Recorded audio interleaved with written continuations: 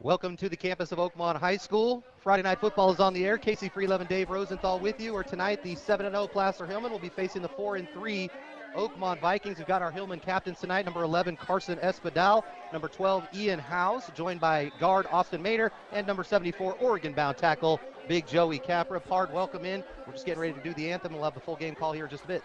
Well, before we get to that anthem, which is coming right up, I just want to say the Auburn community and the Hillman Nation lost one of our own this morning with the passing of Ty Rowe. Ty was a Hillman, a community icon, family man, and one of the most generous and giving people in the foothills. He will be missed, but he will never be forgotten. Godspeed, Ty.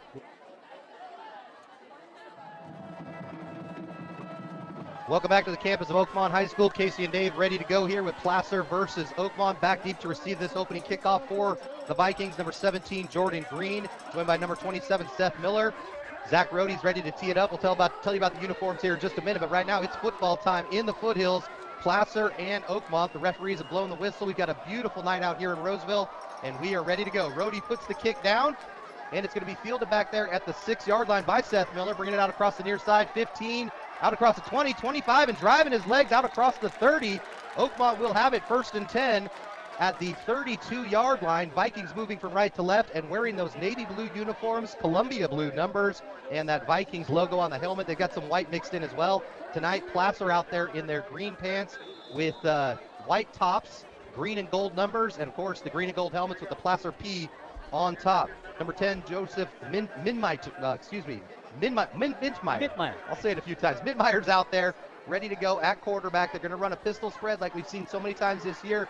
Mintmeyer with the single back to his left, double slot look, takes a 3-step drop. Now he's going to scramble up the right guard. It is a draw, and Mintmeyer's going to have a first down.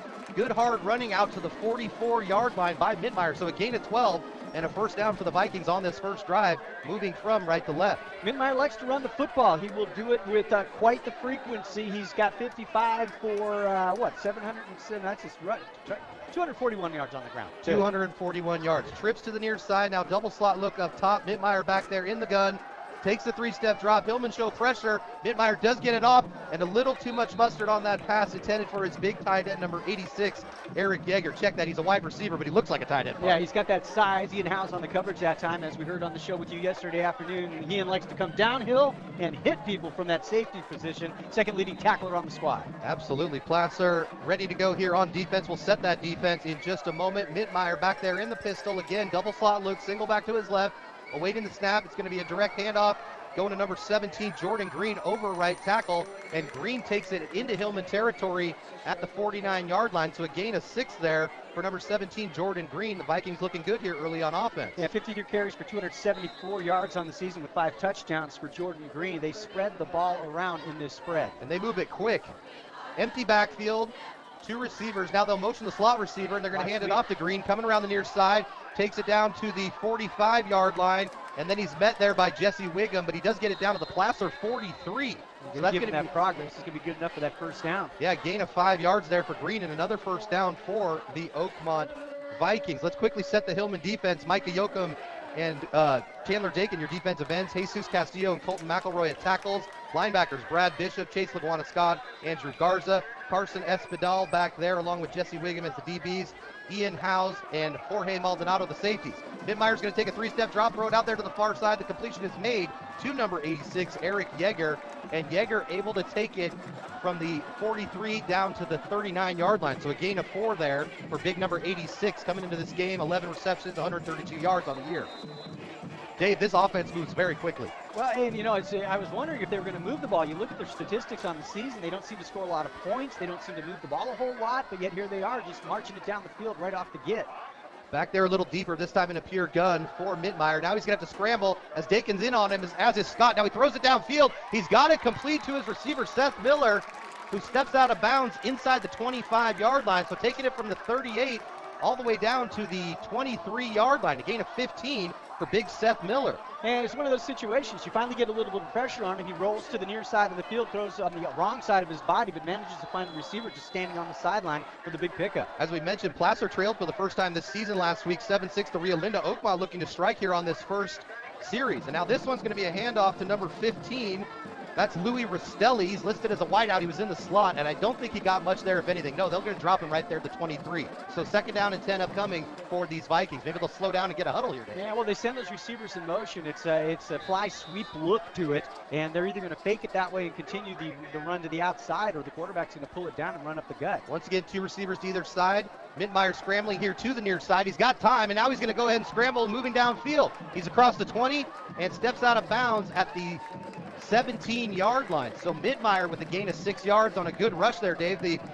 The coverage was great. It broke down, but he did have a gap there to run through. He waggled to the near side, looked for his receiver. Everybody was this side of the field, and when he cut back against the grain, there was nobody there. Got chased by the linebackers, pushed him out of bounds, but he actually could have probably picked up the first down. Decided to step out instead. Mittmeyer's going to hand it off, and moving straight ahead is Jordan Green. Not much doing there. He'll take it up to the 16-yard line, so a gain of 1 there for number 17, bringing up a 2nd down and 9. As we've got 8 minutes, 53 seconds left here in the first quarter of play. A picture-perfect night for football. Absolutely beautiful out here, Dave, and we're both glad we wore shorts because it was a little warm before kickoff, but now it's nice out here. I'm just glad the wind isn't howling. I've been out here before where the wind is howling from the end zone towards the opposite end, the way that they're running. 4th down, they're going to go for 3 here. Yeah, check that. It was coming up on 4th down, not 3rd down. I apologize. And now they are ready to kick. Mittmeyer is a good kicker. This one is going to be from 33 yards out, and it's no good. Wide right. So Placer catches a break there as Mittmeyer's kick sails wide right. The Hillman will take over on offense here, moving from left to right. Hey, bend but don't break. That was the theme of last week's game against Rio Linda. They did let the Knights get deep into their territory, but they turn them over on downs time and time again. And as we've discussed many times before, you've got to get touchdowns against this prolific Placer offense. Now we're going to see about this defense of Oakmont. We've heard a lot coming into this game that this could be one of the tougher defenses the Hillman have faced this year. We'll see how Joey Montoya decides to attack this. I'm expecting them to load the Bucks box to stop the run. If they play those DBs and corners up too close, don't be surprised to see Cyrus O'Neal run right by him for a quick touchdown on the first play. We'll set the offense in just a moment. Game time temperature 70 degrees, and that kickoff brought to you by Auburn Trophies. Check them out online at auburntrophies.com. Stuck and company ready to go. It's going to be a play fake. Now Michael takes a 5-step drop, and he is going to go deep as Dave called for. Cyrus O'Neal just out of his reach in Viking territory. Needed to deliver it to the 48. It fell at the 49. 2nd down and 10 upcoming. Dave, you really know how to read this offense. Well, I just figured Joey was going to go for it right off the top because they showed run blitz on it. Cyrus ran the out and in. He ran to the out and then cut it to the in. Out and up, and he was open right around the 0 in the middle of the field, just a little bit overthrown by Mikey that time. All right, so 2nd down and 10 for the Hillman from their own 20-yard line. Ball square in the middle of the field. 2 backs behind Stuck, who's under center. Handed off to Marshall Chapman with Grossman out there to block, and here it comes. Marshall dashing around out there and getting a 1st down, taking it out to the 31-yard line. So an 11-yard gain for Chapman, and Placer ready to go. Let's set this offense, shall we? Quarterback Michael Stuck, running back Marshall Chapman, Hans Grossman, your fullback, Brad Bishop in the wing, Cyrus O'Neal tonight starting wide receiver, Lewis Fudge at tight end, the offensive line from left to right, Blake Bachman, Austin Bader, Kyle Christensen, Colton McElroy, and big Joey Capra. Speaking of big, handed to Mr. Grossman, averaging over 10 yards per carry. This one will be just to the 38-yard line, so a 7-yard gain for Hans. Nice kiss for Hans on Max Breps this afternoon. Showed a nice 11-second clip of his touchdown run against Rio Linda, daring people to hit him low as he bowled over 8 guys into the end zone just a week ago. Okay. And actually, we have some adjustments here on offense as far as the line. Anyway, the play is going to go to Brad Bishop, and he's going to get a good hard run up to the 49-yard line, gain of 12 and a 1st down for the Hillman. Allow me a moment to get my bearings. We've got number 55, Mitchell Moore, in there at left guard. And no Blake Bachman out there on the field tonight. Also number 77, well, Colton McElroy is always in there, but looks like he is in there in place of Bachman. And this is going so fast and furious. Give me a moment to get everything set up. In fact, it looks like reverse. Yeah, here is the reverse. There goes Marshall Chapman across the 40 and down to the Oakmont Vikings 36-yard line. So that's going to be a gain of 15 yards for Marshall Chapman and yet another 1st down for the Hillman. So the Hillmen have to make some adjustment on the O-line. I wonder if there were injuries or whatnot, but now we got a timeout on the field. Looks like one of the Oakmont Vikings is down. Well, let's catch our breath here. We've got Mader, Christensen at center, McElroy over there right guard along with Capra, and then Mitchell Moore is playing left tackle tonight. We'll find out exactly what's going on with Bachman. I'll see if I can take a look at him here on the sidelines, or if you want to tweet in and at KAHI Sports, please do so. Grateful to be here at my old stomping grounds, Oakmont High School. Graduated here in 1995, but of course, I am now a Hill man. So let's go Placer. Well, and you were here so long ago, there was actually real grass on the field. Real grass on the field, and they used to have this thing called the Hill. It's just to the right of our vantage point, over to the right side of the stanchion. And we used to have to run up and down that hill, at least our freshman and junior varsity years. We've just run nonstop in the heat of August. And of course, we'll give a shout out to a lot of the Oakmont Viking alums, and we do appreciate them for welcoming us. They brought us right in here, and we're having a great time. Right now, we've got an injured Viking down there on the field. So let's get a 30-second break in, and we'll be right back. It's a scoreless first quarter here with Placer and Oakmont on Friday Night Football in the Foothills. This is Bob Hayden, a 1961 Placer graduate. I encourage Auburn to re-elect Matt Spokely for Auburn City Council. I've gotten to know Matt. He's a man of integrity and a father of 2 Placer-Hillman daughters. He'll work hard to fix our roads, boost our local economy, and keep police and fire safety a top priority. An experienced leader, Matt's built a business, raised a family, and he's invested in Auburn. Please re-elect Matt Spokely. I'm Matt Spokely, and I approve this message. Campaign ID 1262839. This is Ian Howes, class of 2019, safety wide receiver, and you're listening to Friday Night Football in the Foothills on KAHI. All right, welcome back. Captain Steven Sparks, who's a defensive tackle for the Vikings, was taken off the field there. It looks like he may have hurt his knee. And now the Hillman ready to go. Handed off to Hans Grossman going over the far side. Boy, an interesting look for Hans as he takes it from the 36 down to the 30. Typically when you think of Grossman, it's usually going over left guard or right guard. That time he used the new left tackle, Mitchell Moore, to help set the block. Yeah, and it was a tackle made by Justin Kamoff. He's a smaller kind of kid, 6 foot, 145. That's a string bean in anybody's opinion. He came across and hit him high while somebody else hit him low. It's going to take at least 2 to 3 guys to bring Grossman down on any particular run. 1st and 10 for the Hillman, moving from left to right, stuck with a play fake, and now he's got some time. He's going to throw it downfield, and a little too high intended for Lewis Fudge, but there is going to be pass interference. Boy, that defender number 21, Dylan Horn, was all over him, or Lewis may have had it 1st and goal to go. Now, you watch the ball come out of Mike's hands. It kind of was fluttering a bit. You don't know if it was tipped. Usually in an NFL game, if the ball's tipped, they call off the pass interference. In this case, I don't think the ball was tipped. He had to get away from the rush, pushed it down to the far side of the field, loaded up and let it go, but it did come out a little wobbly. Not the perfect spiral you'd like to see, but still a 15-yard gainer for the Hillman on that pass interference penalty. Quick note here, Blake Bachman, I see him down there in his civvies, so apparently he will not be playing tonight at tackle. We'll keep an eye on Mitchell Moore getting his first opportunity. Tweet us out. Let us know what's going on. His first opportunity to start this season. So the big Nevada Reno-bound tackle in his civilian clothing, but Placer still moving like the well-oiled machine we've come to expect. Scoreless game here, 6:17 left in the first, and the Hillman ready to go, 1st and 10 from the Vikings 15-yard line. Ball in the center of the field. Grossman, the lone back behind, stuck. Now motion Bishop, fake it to Bishop, give it to Marshall Chapman, coming across the near side, and he is into the end zone. Touchdown, Hillman. Marshall Chapman making it look easy as he does week in and week out. Big 15-yard dash. Good play fake there to start the play, and he took it in and delivered. Well, Marshall doing what Marshall does, and that offensive line doing what they do oh so well, is open Titanic-sized holes. That time Marshall just scooted through, a little late on the tackle, grabbed him around the waist, but by that point he was into that blue Oakmont end zone and put the Hillman up 6-0. That touchdown brought to you by the Man Cave, 923 Lincoln Way in Auburn. Thanks to owner Christopher Kirchner for sponsoring Placer Hillman football here on the Voice of the Foothills. Speaking of offense, this is the 60th PAT for Zach Rohde, and it goes through 57 of 60 on the year for Zach. What a year kicking, right there at the tops of the kicking charts in the United States as far as PATs. 7-0 Placer, 6:11 left here in the first quarter on Friday Night Football in the Foothills. State Farm, Kathy here. Hey, it's Mike. My team just pulled off the biggest upset ever. Nice, Mike. And some fans are getting crazy. They even flipped over a car. Whoa. Turns out it's my car, though. Oh. But I don't want to be upset right now. I want to know State Farm's going to take care of this, right? We got you covered, Mike. Yes! Woo! Go with the one that's here to help life go right. State Farm. Proud to be a Hillman neighbor at 1233 High Street, Keith Thomas, State Farm Insurance. This is Michael Stuck, class of 2019 quarterback, and you're listening to Friday Night Football in the Foothills on KAHI. 6-play, 81-yard drive by the Hillman, aided by a 15-yard pass interference penalty, capped off by a 15-yard Marshall Chapman touchdown run. Hillman 7, Oakmont 8, 1 stop, 1 score.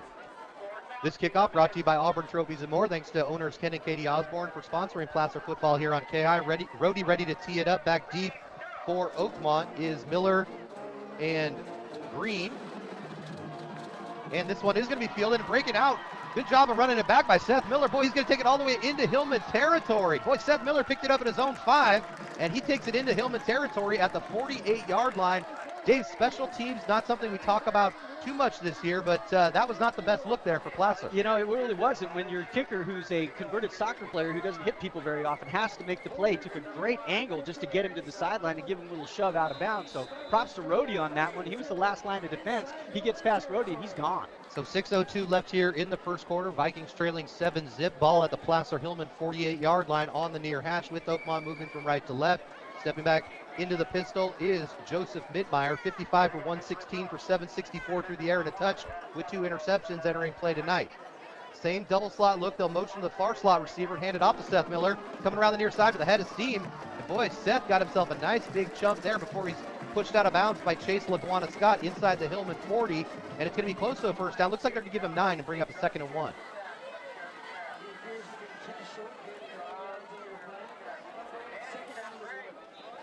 Okay, so ready to go here. Once again, now they're going to show a bit of a new look. Trips up top, the tight end on the far side, and a single receiver to the near side. Now they'll motion that back from the field, so an empty backfield as he awaits the snap. Does Mittmeyer, and there's Jesus Castillo. He's in on him, and he's going to bring him down for a loss. Good job by Jesus, joined there by Chandler Dakin. Those two have been finding quarterbacks this season, and they drop him back at the 37-yard line for a loss of 2. It was unfortunate that he looked for the running lane, and the running lane was clogged by, Jesus. He just was kind of standing there. That's how you walk into a sack right there, because the quarterback walked right into that one. It's lucky he didn't get souffled or body slammed on that. Okay, so it is going to be now a 3rd down, and they need to get down to the Hillman 38-yard line. So basically 3rd and 4 now for Mittmeyer and the Vikings. Doing a lot of shuffling with their receivers. Now they may have to blow a timeout, and they will. We'll take it with them. Oakmont trailing. It's Placer 7-zip with 4:48 left here in the first quarter. It's Friday Night Football in the Foothills on KAHI.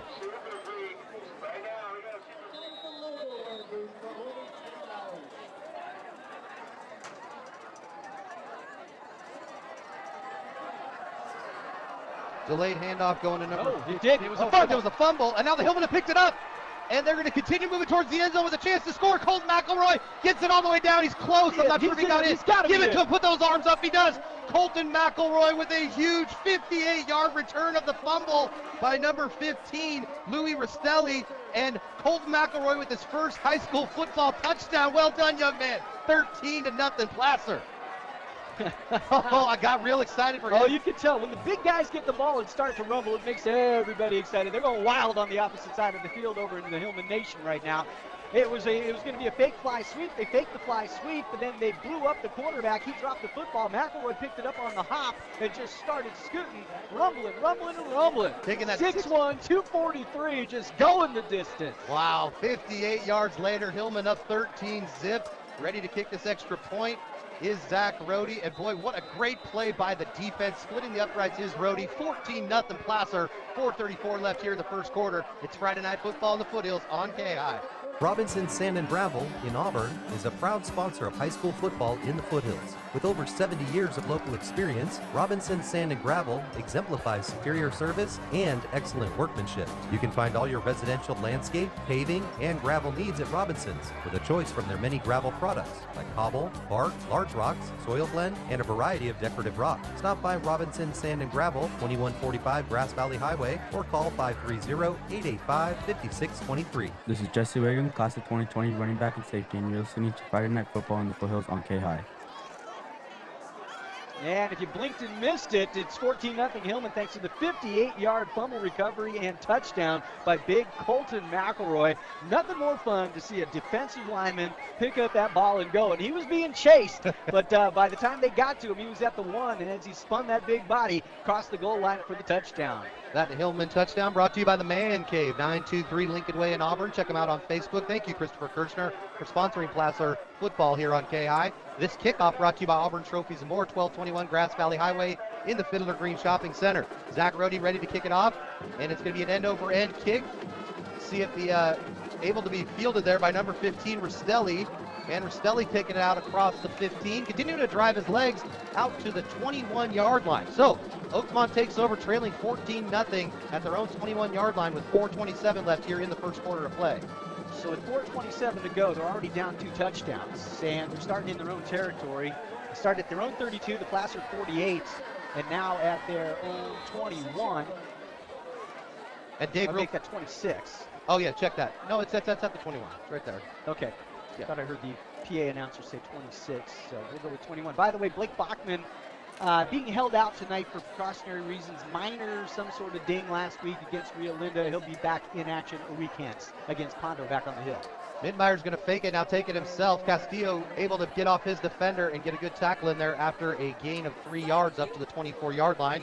So Midmeyer will run it, Dave. Coming in tonight, 61 carries, 241 yards, and 2 touchdowns on the season. And it's that pistol offense. It's got to have some sort of threat of the quarterback running it to work well. He's got a good arm. We've seen him throw the ball real well tonight. Empty backfield this time, but you never know. He could just go quarterback draw on you at any second. That he could. Midmeyer taking a 3-step drop. Now a little pressure coming, and he's going to throw it downfield. He picked off by the Hillman. No. Oh, then dropped. Ian House had it in his hand, and then it fell right out. Boy, he had it for just a split second. Either way, great coverage by House there on the receiver intended target, Eric Yeager. Yeah, Yeager made a great play that time because House had the ball in his hand, and Yeager grabbed him by the front of the jersey and dragged him to the ground, and that jarred the ball loose. Otherwise, it was another Hillman turnover. Well, now I had Ian in studio along with Chandler Dakin trying to get inside the minds of the defense, and they just talked about it from the offseason with the nutrition program, the weightlifting. They had a goal of being a better unit this year, and they certainly have shown that on the field of play. And you could see the progression from game 1 to now game 8. Eric Rodarty's defense really making adjustments, not only at the half, but start to making them possession by possession. Double slot look. Midmeyer's going to dump it to the back, who drops it. Intended for number 17, Jordan Green. And Cheryl, when you listen to this on the replay, let's give you a shout here from Blake Bachman's mom, Mona. She said, oh my God, I'm sitting next to Cheryl McElroy. She is howling with pride right now. Number 77 with his first high school football touchdown as far as we know. You go, Colton. That was something to see. As a matter of fact, if we can grab some highlights of that off a vid somewhere, I think we might see it. Mr. Christensen's on the right outside the door. I'm sure he'll have it for us next week. Yeah, shout out to Scott Christensen, Kyle's daddy's here filming the game. And if you stop by YouTube, check out Hillman Football Fan 2018. You can see Dave and I's audio mixed with the visual. It's a very interesting way to watch Hillman football. Here's a kick on 4th down, and the Hillman and Dakin will let it go. Takes a huge Viking bounce on this turf and ends up being down at the 19-yard line. So Placer will take over with a 14-0 lead with 3:34 left here in the first quarter. Ball at their own 19. Hillman moving from left to right. Dave, it just has a really exciting feel here. You can already see the Vikings a little bit with hands on their hips because they know what's about to come at them, and that is the thing that we've dubbed the machine, this Placer offense. Well, it's interesting because, there's 3:34 to go here in the first quarter, but we've had, a stop and a touchdown drive, a fumble recovery and a touchdown, and now a 3 and out. So this will only be the second possession for the Placer offense, but this is what they like best of all, when they've got to go at least a little distance. That way they can get into the flow of this offense, and here they come.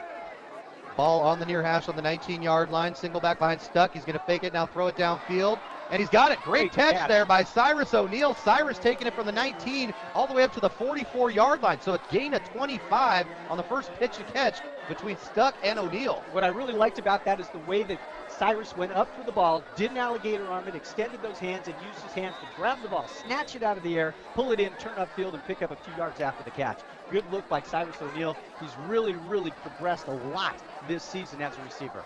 Bishop is going to get the handoff this time, going over the far side, setting up those blocks and taking it out near midfield. We do have a flag, though, that's probably going to bring this one back. And the flag got stuck in Jesse Wiggins' helmet.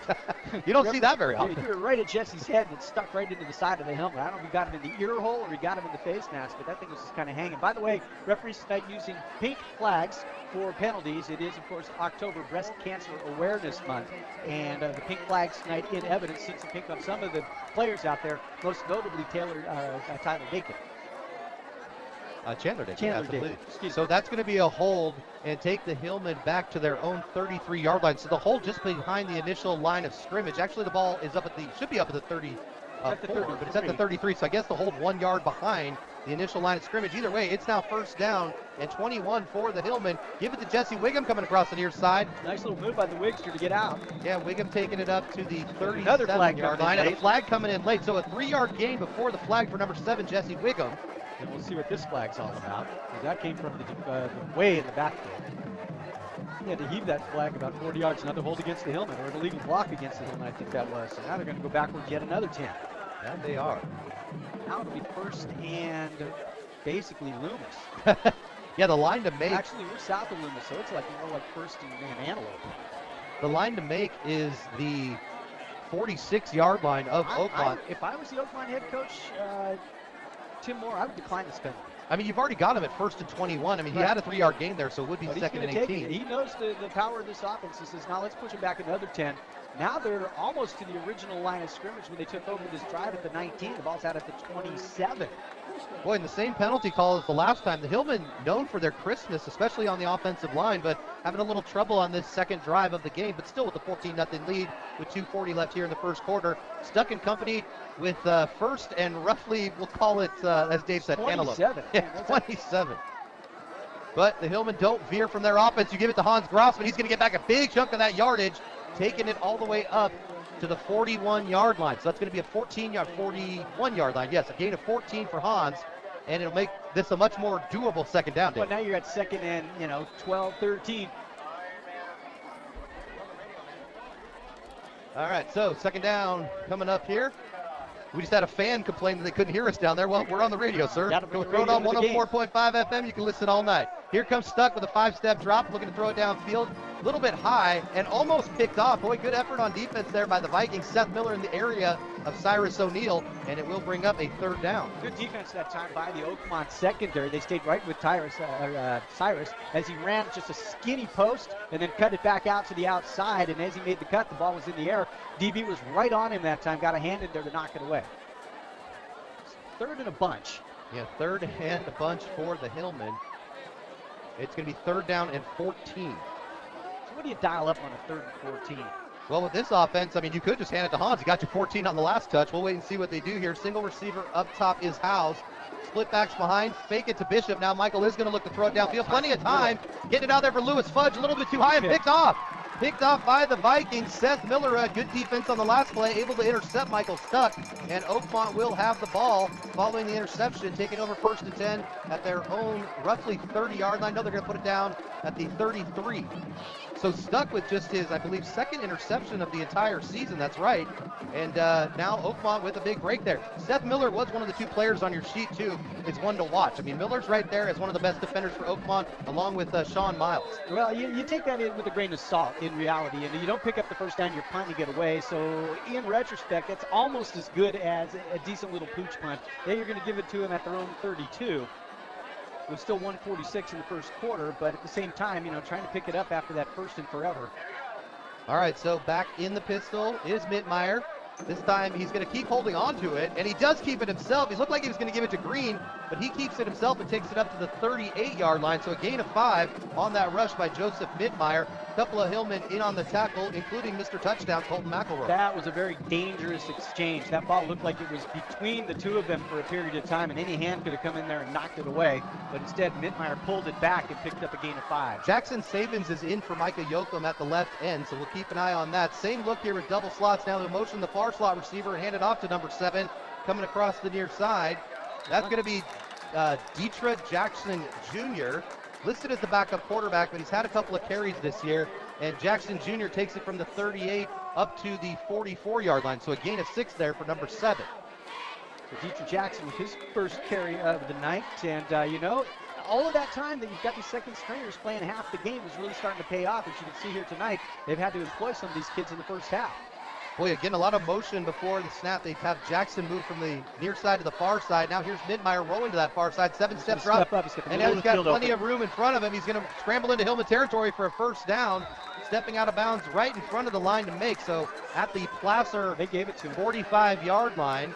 So that's going to be a gain of 9 yards. They're going to give him the first down. I think he got all 11 of that he needed. Wow. All right, 11 yards there. Check that for Mittmeyer. Mittmeyer's a smart kid. He's coming up. He sees the linebacker in front of him. He says, no, I'll just take the yards I've got. He steps out of bounds and lives to see another day. And we'll keep an eye on the linebacking core to see if maybe they start playing a little rover-style football, maybe keeping Chase Scott just stay in the middle of the field just in case something breaks like that. Yeah, Bernardi will make that adjustment eventually. Right now, I think they're still in the feeling out process for 44 seconds here to go in the first quarter. Empty backfield, 3 receivers up top, 2 to the near side. Now they'll motion a receiver from the far slot and hand it off to number 17, Jordan Green, who's got some room and puts an elbow down before he's ran out of bounds by Jesse Wickham at the 38-yard line. So a gain of 7 there for number 17, Jordan Green. Coming into the night, 53 carries, 274 yards, 5 touchdowns on the year. And Jorge Maldonado also coming up from his corner position.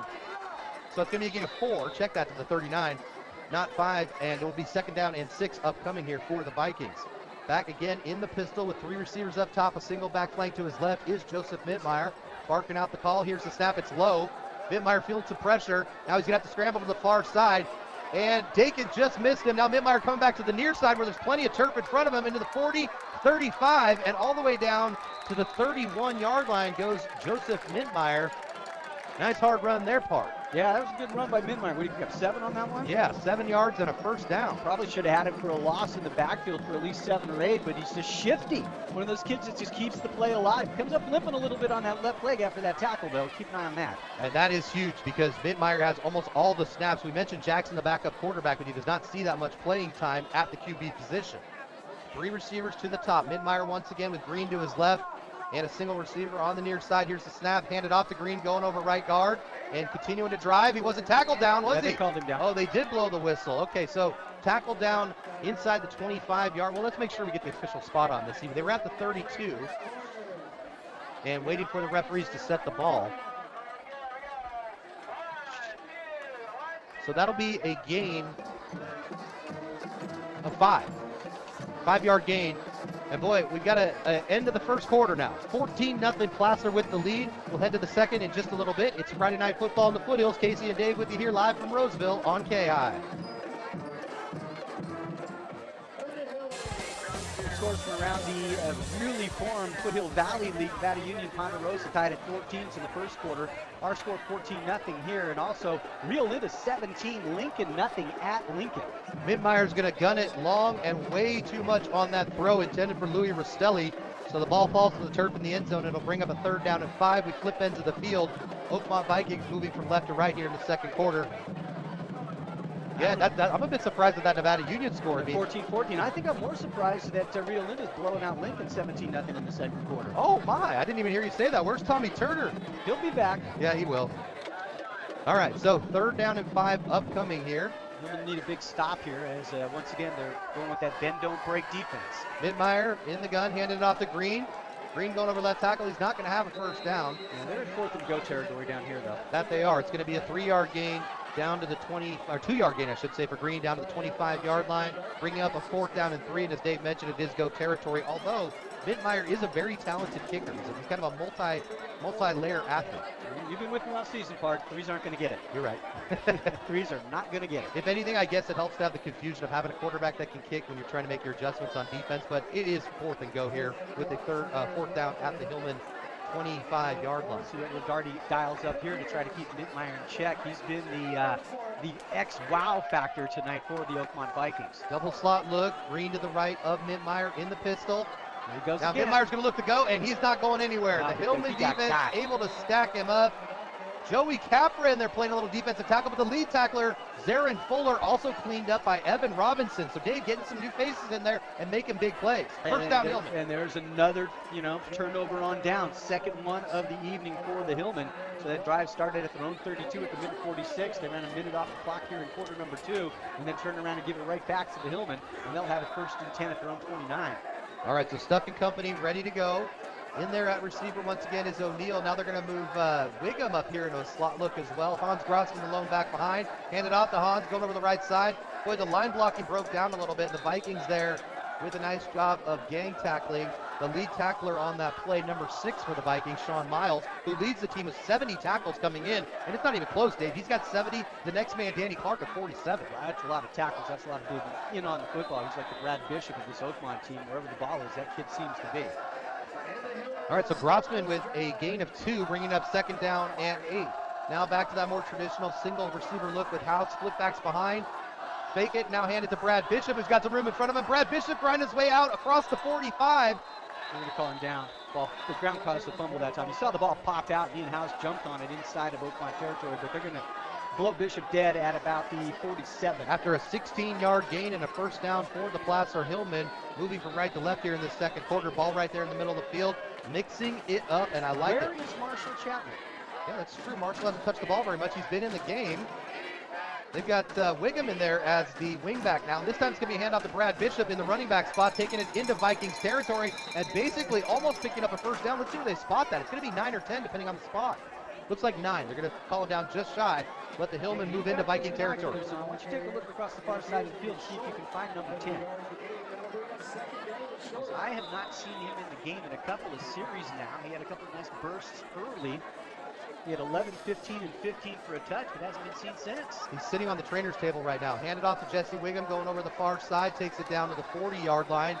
So that's going to be a gain of 4 yards for number 7, Jesse Wiggum. So again, I stress that a lot of playing time gotten by these second-string guys, waiting to see if the injury bug was going to eventually bite the Hillman.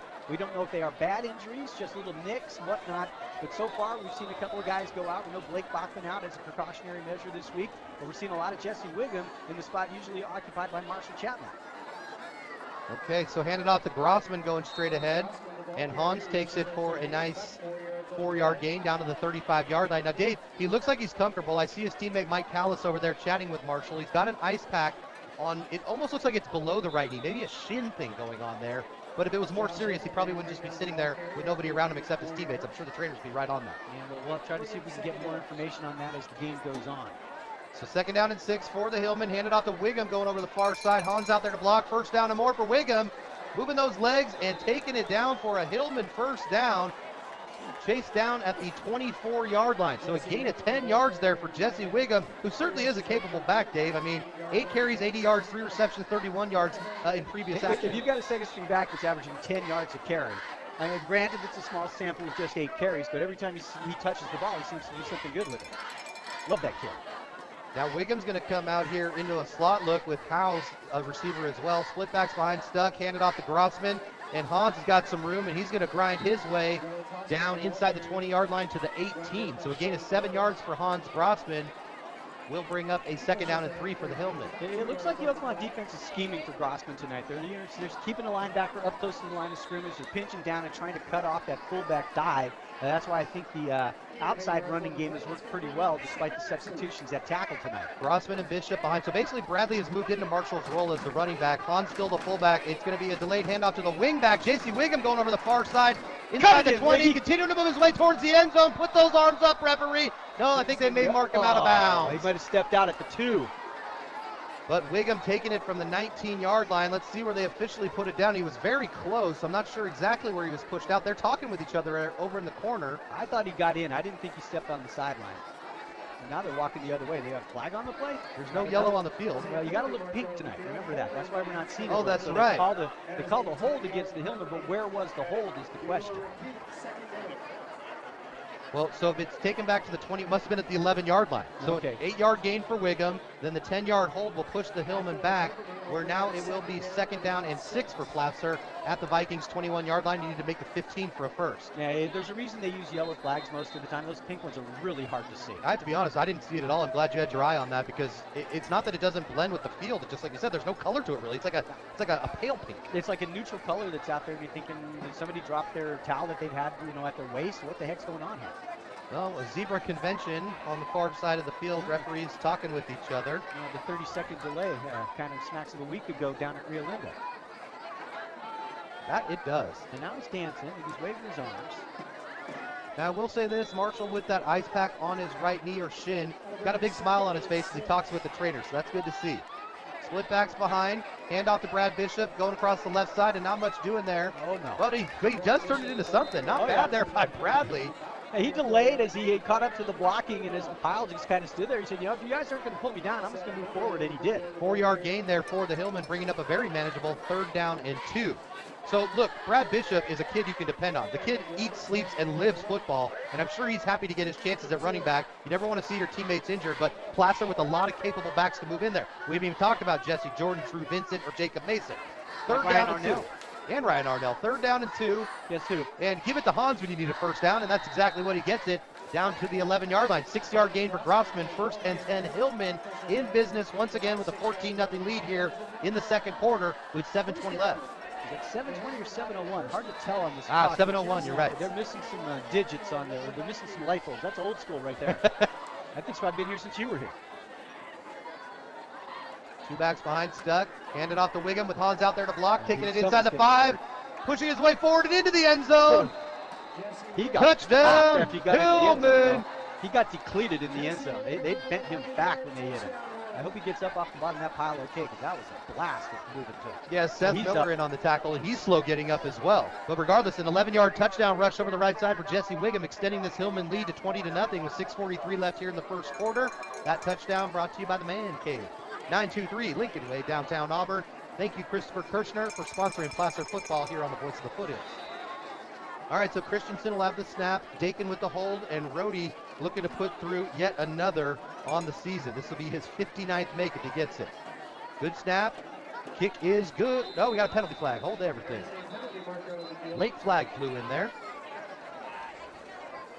That may be the longest time drive of the season. What do you got on that? 4:18. I think you're right. I don't recall a drive lasting longer than that this entire season. It was a 71-yard drive in 11 plays. It's a 4:18 off the clock. The penalty's on the Vikings. Hillman will decline it and take the points. So 21-0 Placer with the lead. 6:43 left here in the second quarter on KAHI. Now with the penalty, Placer's going to have great field position to kick it off. They'll be in Vikings territory at the 45, and a change back there as Green now will be back to field this if he's able to, joined by number 15. That's Louis Rastelli. Not a whole lot of room for a pooch kick, but don't be surprised if they roll one here. No, he's going to let it go. End over end, it should sail through the end zone, and that it does. So the Vikings will take over at their own 20-yard line, moving from left to right, trailing 21-0. This drive starting with 6:43 left in the second quarter. Well, you know, you got to wonder on that first drive when they had it down in Hillman territory, they had a 4th and 4, and they decided to kick 3 and missed it. You can't give up drives like that. When you're in position to score the touchdown, if you're that confident, I guess he just didn't have the confidence in his offense, did Tim Moore on that particular drive. You and I both looked at each other and thought, why are they not going for it here? You can't trade 3s for 7s with this team. Thanks to our sponsors, including Truck Smart, Depot Bay Coffee Roasters over at 983 High Street, Matt Spokley for Auburn City Council, the United States Air Force, Mackey Heating and Air, Auburn Ford, and Specialties in Sports. We've got plenty more. Thank you, Auburn community, for coming together to help us bring you high school football every Friday night in the fall. Gotta love the look from our viewpoint across the field as the Hillman Nation travels well to each and every away game. Again, nothing more impressive than last year when they traveled so well down to Crenshaw for that state championship game.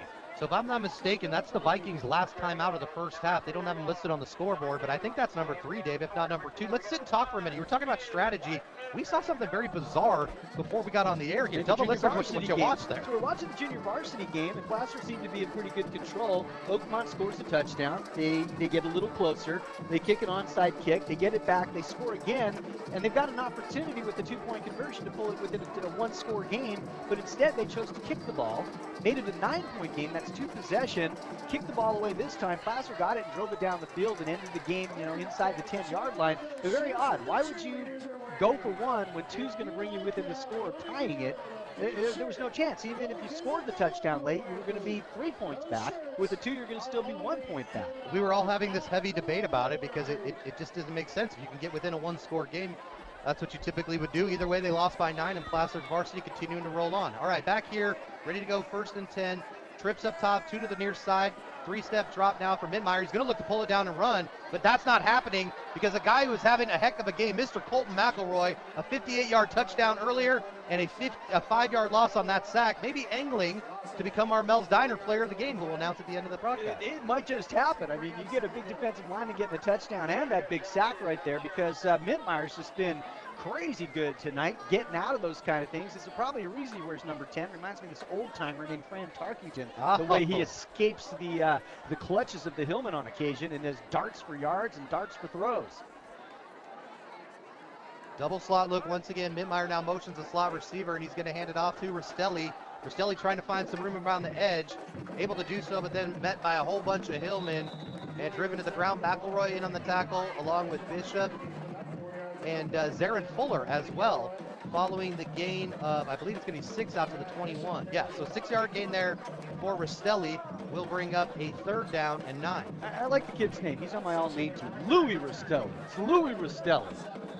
Absolutely. Gotta love it.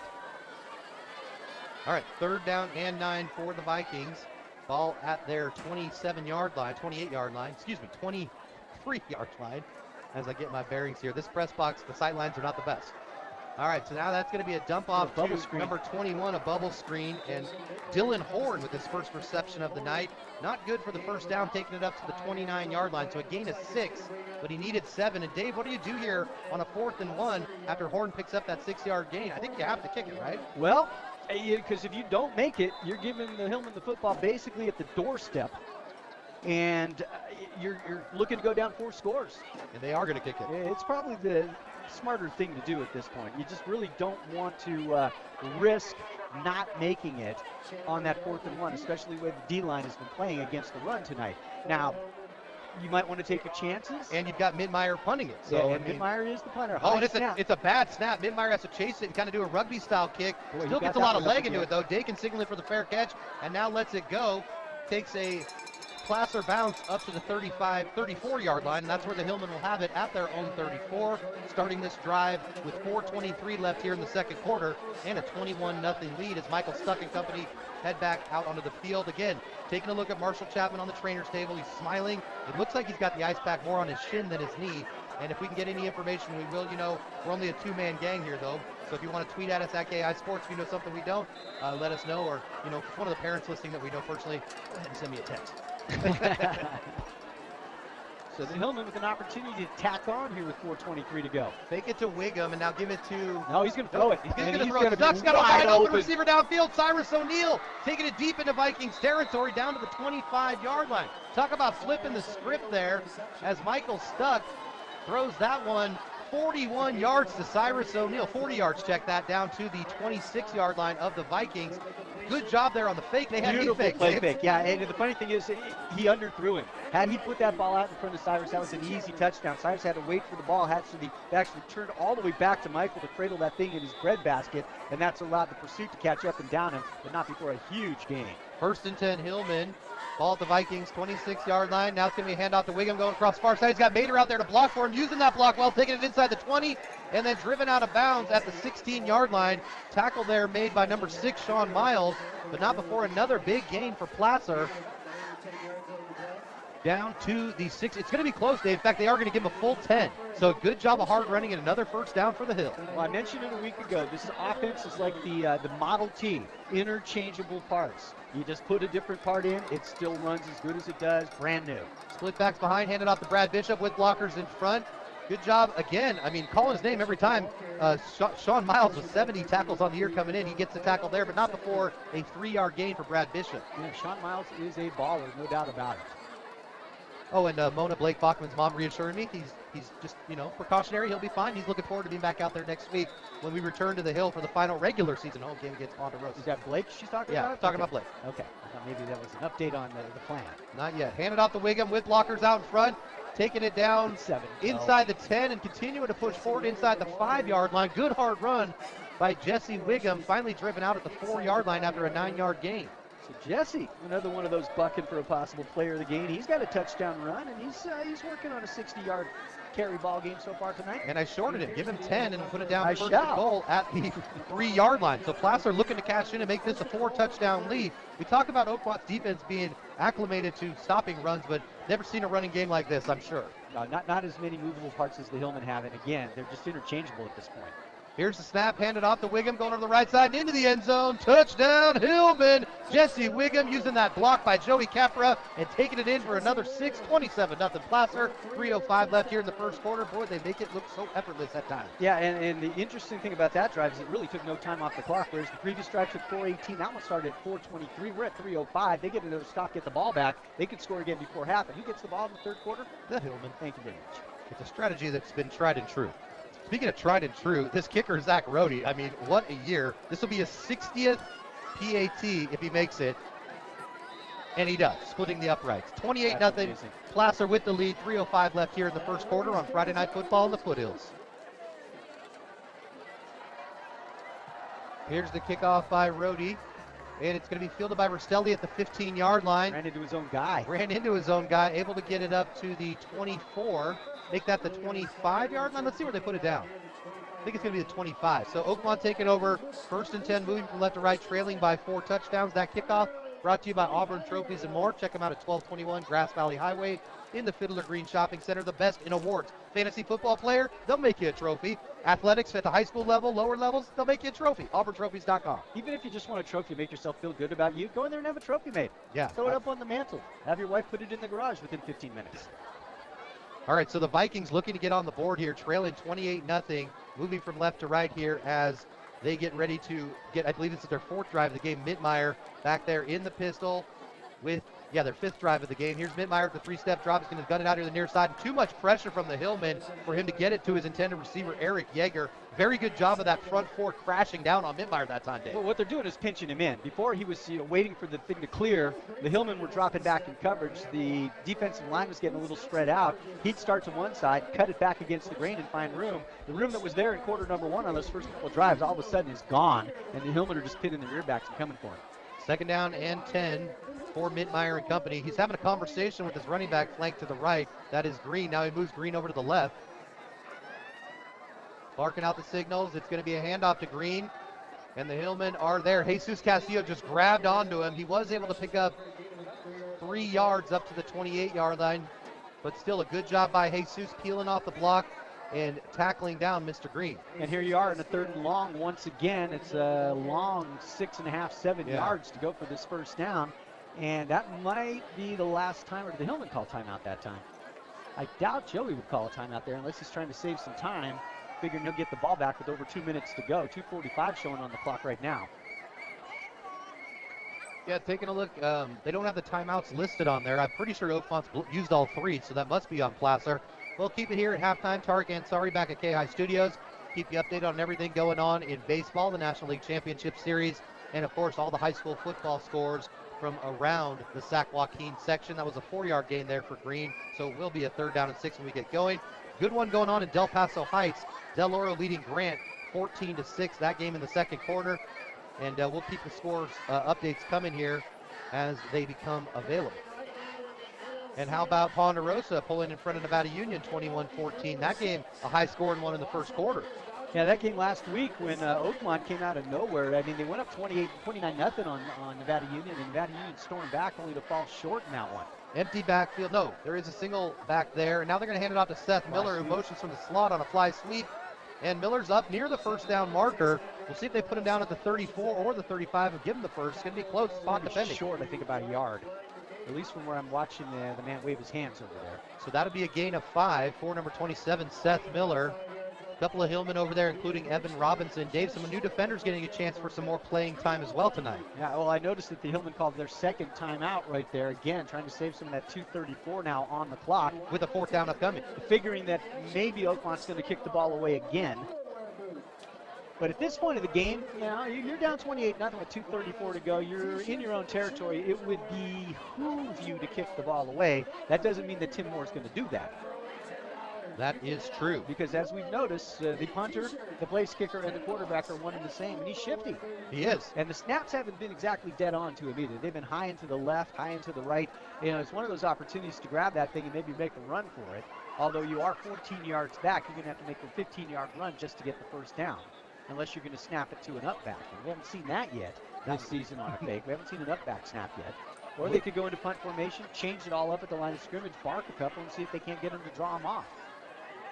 Plenty of options right now for the Oakmont Vikings. Yeah, let's take a look at who the upbacks are as Mittmeyer strolls out there. They'll have He's number in punt position. 86, Eric Yeager. And Mittmeyer is in punt position, meaning Chandler Dakin will be chased back to his own, let's call it 25-yard line, awaiting the punt from Mittmeyer. 4th down and 1. Hillman will get the ball back with 1 timeout remaining and over 2.5 minutes left on the clock. And they got big Hans Grossman out here acting as one of the bumps on the Gunners. So now here's Mittmeyer taking his time. They got a penalty. Got a penalty flag, and that kick is not good. I'm going to guess the penalty is going to be an illegal man downfield. He took so long for that thing to develop. Oh, they're going to call motion. I would decline that. We'll take it where the punt went out of bounds. It barely crossed the line of scrimmage. They're going to get it probably inside the 40. Now it's going to be up about the 43. Wave that off. Take the ball. That's a 4-yard kick. Yeah. Ooh, that was ugly. And I think what he was doing is he was looking for an opportunity to maybe fake that. Yeah. He was rolling, looking, kind of, I might pull it down and throw it if I can find somebody open, and when he didn't, had to kind of kick it on the run, and when he did, it went off the side of his foot. Well, Placer in great shape here, knowing they get the second half kick, and with a 4-touchdown lead taking over at the Vikings 43-yard line with 2 minutes 24 seconds left here in this first half of play.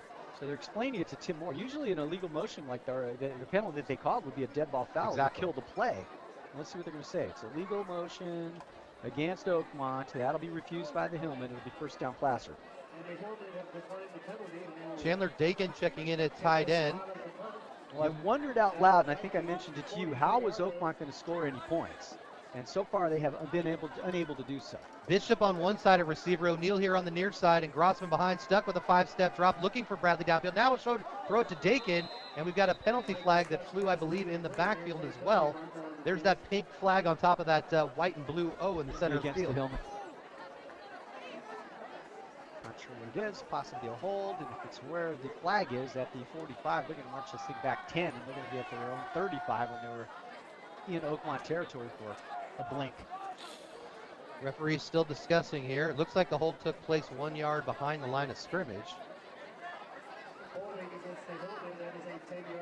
So yeah, drive it back into Placer territory where the Hillman will now have it with the ball placed at the 47-yard line. So that's 2 minutes and 18 on the clock. Still plenty of time for this Placer offense. And I'm sure Michael Stuck doesn't mind how much they've been thrown tonight. We've seen some new looks, including a 2-receiver look to the near side with Howes and Wiggum, the slot receiver. Double backs split behind.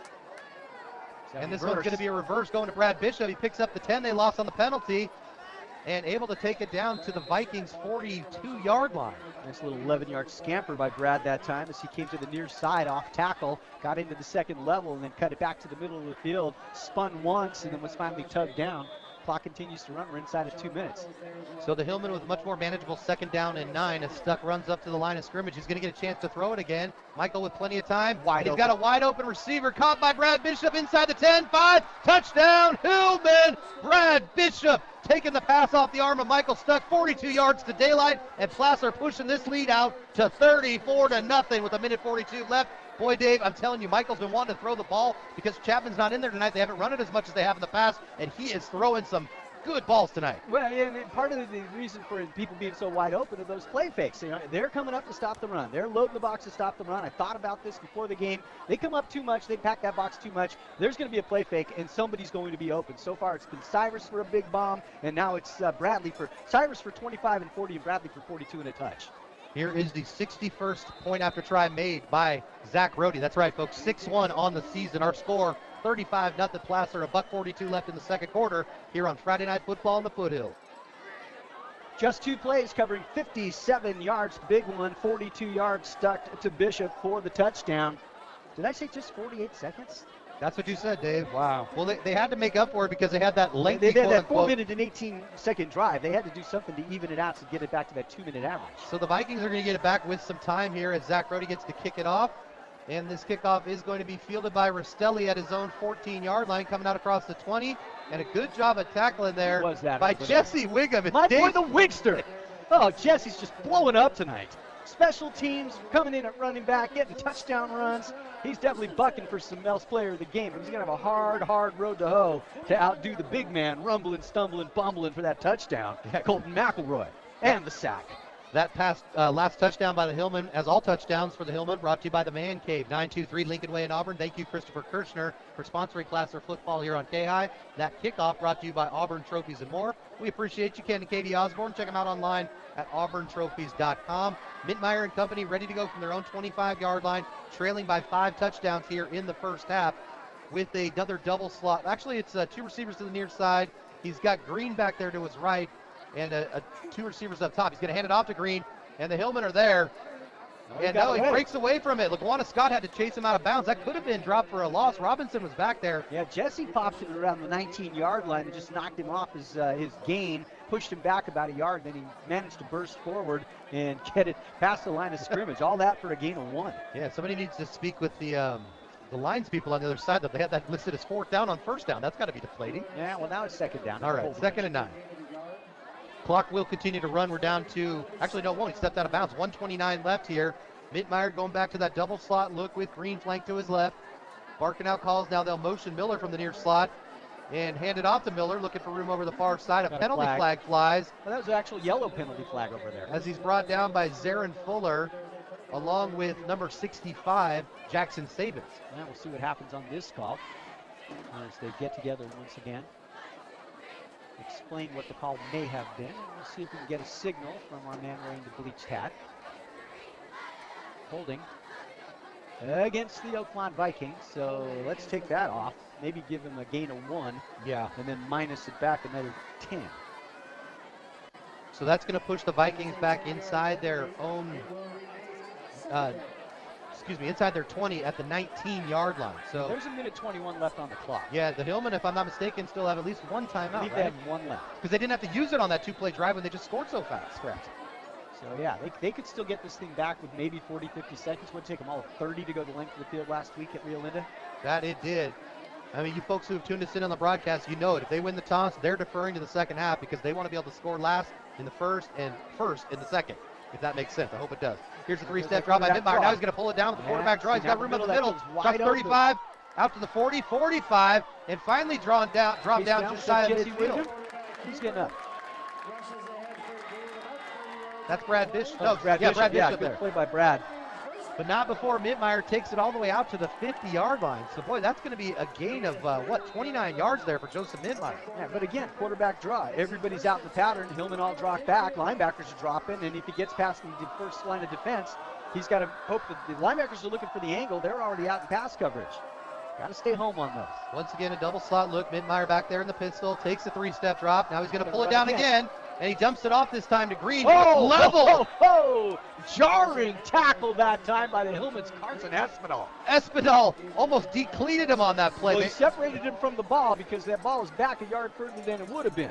So he picks up a gain of 1, but what a beautiful football play there by Carson Espinal, lighting up Jordan Green. It'll bring up a 2nd down and 9 for the Vikings. Clock stops as he runs out of bounds with 55 seconds left. Boy, that was a good hit. It sure was. He was almost felt it up here. Yeah, he was coming downhill hard, and he had him lined up that time. Same look for the Vikings with Green flanked to the left of Mittmeyer, awaiting the snap in the pistol. Here's the snap. Mittmeyer with the 3-step drop again, looking to pull it down. Dakin in there on the coverage, but now Mittmeyer's got some room, taking it into Hillman territory and scampering out of bounds near the 35-yard line. Let's see where they mark it down. I think it's going to be just shy of that at the 36. So a gain of 15 yards there for Mittmeyer, and another 1st down for the Vikes, looking to put their first points on the board. Yeah, Mittmeyer easily the leading rusher of the game for the Oakmont Vikings tonight. Just on this drive alone, 34 yards. Make it 39, 44 yards on his own, so just on 2 carries. So 46 seconds left here as they're ready to go again. And Mittmeyer, as I mentioned, he's a special athlete. He's punting, he's kicking, he's playing quarterback, he's running the ball quite a bit. And now he's got a 1st down for his Oakmont Vikings, looking to put up some points here before the half. Fake it now to the slot receiver coming to the near side. Mittmeyer with pressure in front of him, overthrows Seth Miller. He had a receiver down the middle of the field. He was wide open. Is that 89 down there, 88? 88. Yeah, 88 was wide open that time. Maximus Bumgardner. Is that Maximus? Maximus Bumgardner. Well, good job by wide open. Wiggum and Chase LaGuana Scott denying the pass intended for Seth Miller, so it will bring up a 2nd down and 9. Yeah, I'd go back to that play because he was unbelievably open, and I don't know how he didn't see him. I think he just basically had laser eyes on his one target and didn't realize the other guy was behind everybody on the defense. Yeah, and of course a 2nd down and 10, not 2nd down and 9, as the ball was not received. And Mittmeyer and company still with a few seconds left here to try and get something done. 3 receivers up top to the far side of the field where there's room. Mittmeyer once again, he's going to be touched, and now he dances out of the tackle and continuing to move downfield. Zarin Fuller comes in to knock him down at the 31-yard line, but a 5-yard gain for Mittmeyer. Problem is, Dave, clock's moving quick. They got no timeouts. 25 seconds left here in the first half. And that's going to be a 3rd down. They got no timeouts to call. Placer's not going to call one. Absolutely not. So even if they spike it here, the clock is only going to give about 10 seconds to go. And it's 3rd down. So really, if you clock it here, you got to run a play. Now they don't know what to do. They can't call a timeout. They don't have any. So who called the timeout? How are they? I'm telling you, they called 3 timeouts here already in this first half. That's a 4th timeout. Who's going to get an extra timeout here in this game? What is this, Colorado? Hey, Colorado, Michigan. Are we feeling some Cordell Stewart from back in the my goodness, late? The next play is going to be a bomb for a touchdown. fifth with down. 9.7 to go on the 5th down. Boy, what a day that was at Folsom Field. That's the beauty of having us, folks. When we've been watching football for so long, we could throw it back to Cordell Stewart era, Colorado Buffalo football. Anyway, they gave the Vikings the timeout. We'll see if it matters or not. There's 9 seconds left, so the next play could potentially be the last of the first half. I'm going to make a mental note, though, to ask Joey about that next week, whether or not that was, in fact, a 4th timeout. Yeah, you'd think Joey'd be hopping up and down on the sidelines mad. Maybe we, gave him credit for one that they didn't call, but that's just one of those situations. Yeah. Coaches know what's going on. They certainly do. If I'm not mistaken, they called 2 in the first quarter and 1 earlier in the second quarter when they couldn't figure out what to do deep in their own territory. Either way, we won't complain about it. The referees and the people in Hard charge to down there. complain when you're up 35 to nothing. Exactly. So 3rd down upcoming for the Vikings. 5 yards to gain. More importantly, they got to throw it in the end zone if they want to try and get on the board here, because Placer's getting the ball to kick off the second half. Yeah, because anything short right here is going to be stopped. So once again, 3 receivers up top. Mittmeyer ready to go here, back in the pistol. Takes the 3-step drop. Hillman in on him, and he's down. They got him down. That'll be the last play of the first half as Colton McElroy throws him to the turf. And he's not happy about it because Colton spun him and threw him down. Now he's doing a little dance. Now we got a flag. Colton's going to get caught for unsportsmanlike right here. It was a little unsportsmanlike, but the play almost warranted it. Well, what it's a a dead ball half. foul. They're going to give him probably one more untimed play because of that. Colton did grab him. He had him in the grasp. If he didn't hear a whistle, that is legit to throw him down. And I think it was, there it is, the unsportsmanlike against the Hillman. So they're going to bring him back for one untimed down. So it was a 4-yard loss on the sack back to the 40-yard line. And now with the 15-yard penalty, you'll put him down at the Placer 25, I believe. And it's going to go that far down the field. Well, the referees are still sorting it out. It was a post-possession play. They may just call this halftime on a post-possession play. Right. Can't really see what's going on here. Referee's got the football in his hand. He gives it to the Oakmont Vikings, and they're going to call it post-possession, and that's the half.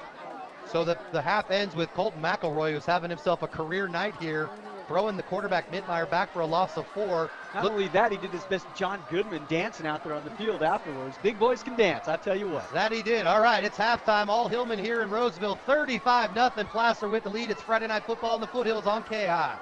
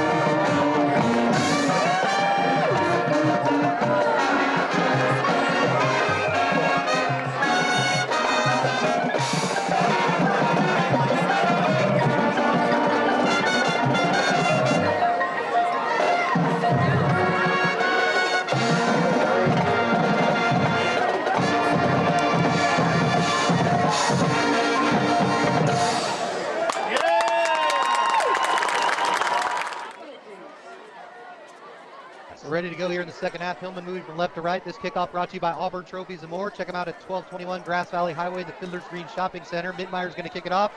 And Jorge Maldonado, in fact, he is going to, just left. just wide left. But boy, that was a 55-yard plus kick there off the leg of Mittmeyer, who's an excellent athlete. Stuck and company ready to go here in the second half with the 35-0 lead. Obviously, we're going to see some backups as well. Let's see if Michael does come out here with his first series. He worked with the first team last week, or the second team last week. And once again, Stuck will work in with the second unit. Ian Howe's in there at wide receiver. And look who's jogging off the field. He was out there for a minute. I wonder if he snuck his way onto the field and got pulled off, Hans Grossman. That he may have done. All right, so Stuck's got Arnell and Bishop behind, handed off to Bradley, going over the far side. Arnell with a nice block, bringing Brad out there for a few yards to the 24-yard line. So a gain of 4 for Bishop on first down. Hillman moving from left to right with a 35-0 lead here in the second half. So Coach Montoya doing what he does. They'll give him another yard, make that a 5 to the 25. But Joey, once again, making sure if you come out here and practice hard, you're going to get a chance to get in the football game, and that's exactly what's happening. We'll continue to set the subs as we move through the second half. Right now, we've got Howes and Bishop on the near side with 2 receivers, double backs behind Stuck, handed off to Arnell. And Arnell drives it up to the 29-yard line. So a gain of 4 for number 8 on his first touch of the night, bringing up a 3rd and 1 for Placer. Right, and that's what they're going to do for the rest of the night. They're going to chip. They're going to run, and they're going to see if they can open some holes. Just continue to hold on to the football, run some clock. It's 35-0. If they can maintain this lead in the start of the fourth quarter, they'll run the clock in quarter number 4, and that won't be the first quarter, probably the last that we'll see of that this year. Split backs behind Stuck, handed off to Arnell. He's got enough for the first down, taking it up to the 31-yard line. So a gain of 2 for Ryan and a first down for the Placer Hillman. Moving here, Dave, I am very intrigued by what's going on around the Foothill Valley League tonight. How about Nevada Union and Ponderosa knotted up at 21 apiece at halftime? When did that happen? And you mentioned Rio Linda 38-28 over Lincoln in the second quarter. How about that, folks? 66 points and a half. And Rio Linda was up big in that game. Tommy Turner must have just had a big turnaround, started gunning the ball around the football field again. Here's Stuck, is ready to go. Fake it to Arnell, handed off to Bishop. Good block by Wiggum out there, springing Bradley. And now we've got a hold. In fact, Wiggum held on to that. It was a good block initially, Dave, but then he dragged the defender down, and that's where the hold's going to come in. Yeah, you can't tackle guys. You can block and release, but do not tackle them to the ground. You start using the wrestling moves, and there's that holding penalty against the Hillman. That'll get marched back. Who did they tag it on that holding at? At the line of scrimmage? Yeah, so no gain for Brad on that one, so he'll march it backwards. That they will. So now the Hillman will have it 1st and 20 from their own 21-yard line. I was curious to whether they're going to let Mike throw the ball at all in the second half. My guess is probably not. But if there is a play where he'd be allowed to, this might be it. Ian Housen there at receiver, the lone receiver here on the near side. This one is going to be a handoff going to Wiggum. Nice block there. Cap run. Wiggum's got room out to daylight. He's at midfield, continuing to run into Oakmont territory. Dragged down from behind, but not before a massive gain, taking it from his own 21-yard line down to the Vikings 38. You do the math. I'm going to do the math. 12 plus 29 is 41 yards. And a nice hard run there by Brad Bishop. That was Jesse Wiggum. Or Jesse Wiggum. The Wigster, changing my boy. into the field. Number 7 in the program, number 1 in my heart. I love watching Jesse Wiggum play. So first down, Placer now in Oakmont territory at the 38-yard line. Again, Jesse Wiggum having a breakout night here in Marshall Chapman's stead. Michael Stuck now with a 5-yard drop. He's going to get a chance to throw it. He's got a receiver down there. Catch is made. Touchdown, Hillman. Cyrus O'Neal takes it in from 38 yards. A great pitch and catch once again. Michael waiting until he broke past the secondary coverage, and Cyrus is all there alone. Well, he had all the time in the world. Just a little waggle out to the outside. Waited, put it up there. He had a little wobbly. It wasn't a perfect spiral, but it didn't need to be. And we might just have to break into a little song soon. Yes, we might. We may just have to. All right, so Placer now with the 41-0 lead How many here. PATs is this going to be if it goes through? This would be the 61st PAT make for Mr. Rohde. Number 2 in the United States of America coming into tonight as far as made point after touches, and he does tack it on. 42-0, all Placer here in Roseville. 9:56 left here in the third quarter of play. We'll be right back on Friday Night Football in the Foothills on KAHI.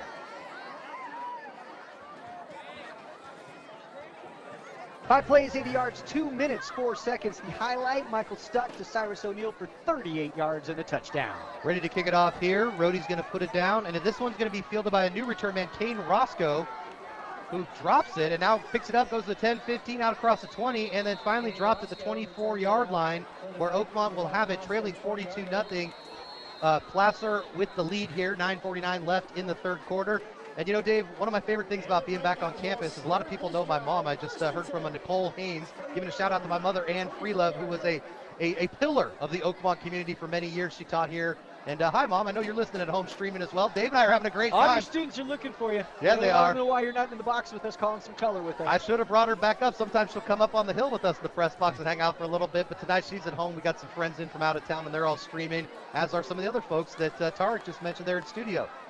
Here, Mittmeyer's going to hand it off to Green. Dakin has a chance to get him in the backfield, but he's able to catch an edge and run it out of bounds up at the 26-yard line. And got popped by New Hillman into the game, and that would be Sergio Ramirez. Came across from the cornerback spot, put a shoulder into him. So make it a gain of 3 out to the 27-yard line for Mr. Green. 2nd down and 7 upcoming.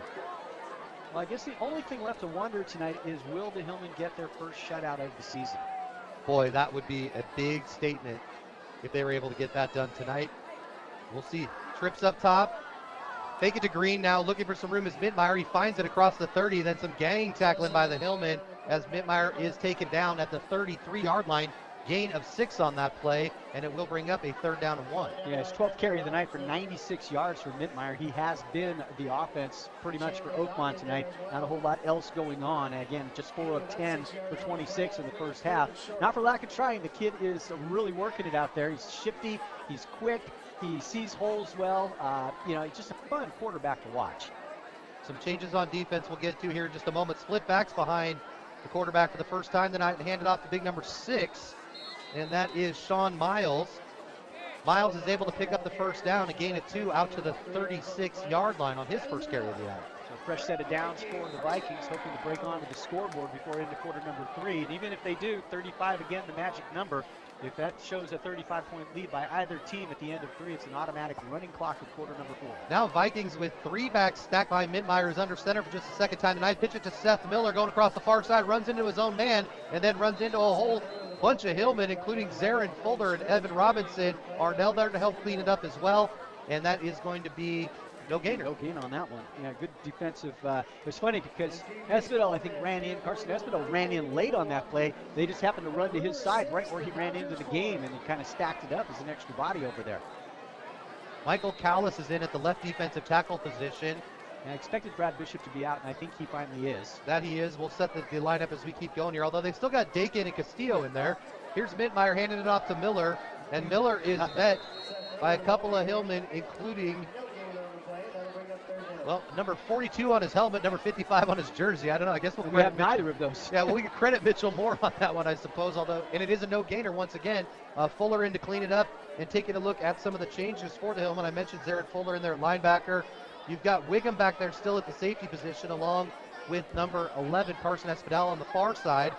Near side, we've got number 24, Sergio Ramirez playing corner.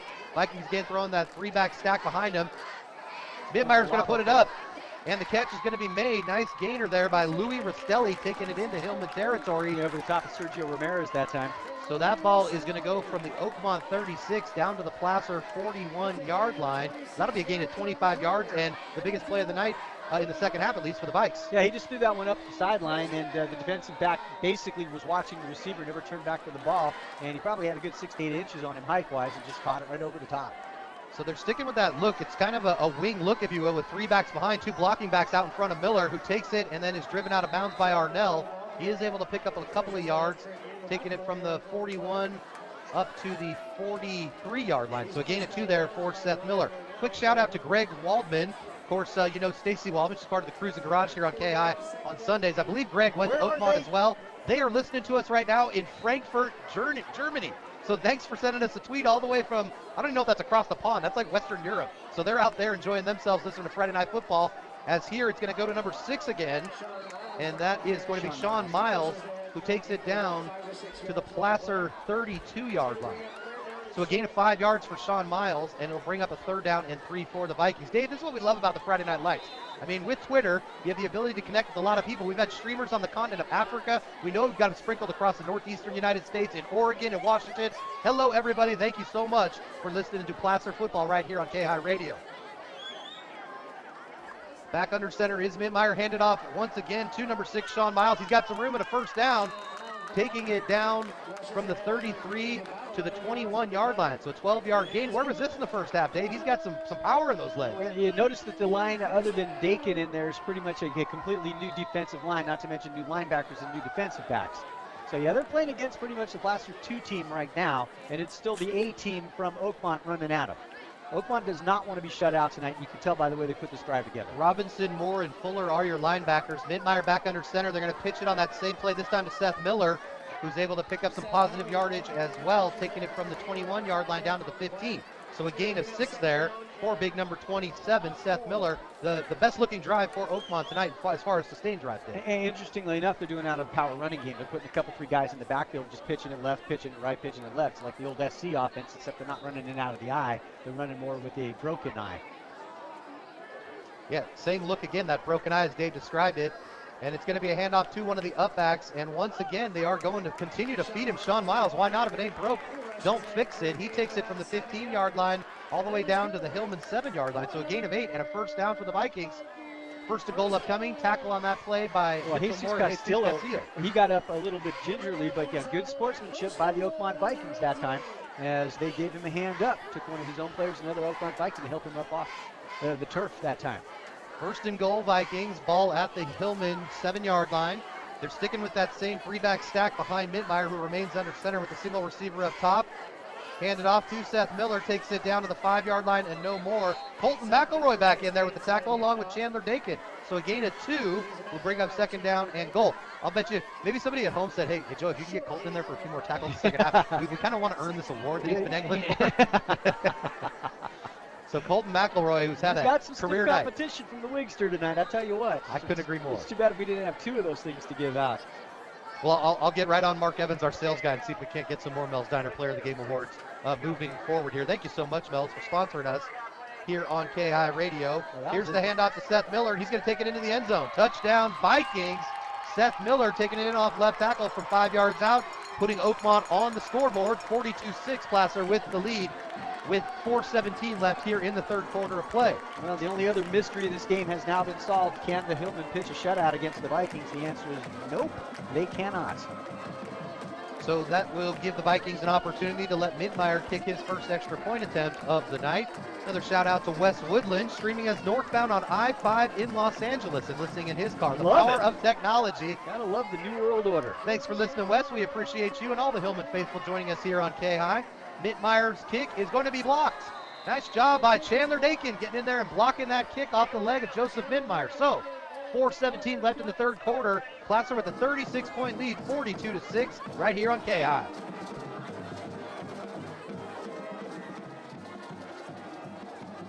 All right, welcome back. 42-6, Placer with the lead. 4:17 left here in the third quarter. Good drive there. Yeah, 13 plays, 76-yard drive to 5:32 off the clock. So very nicely done by Oakmont that time.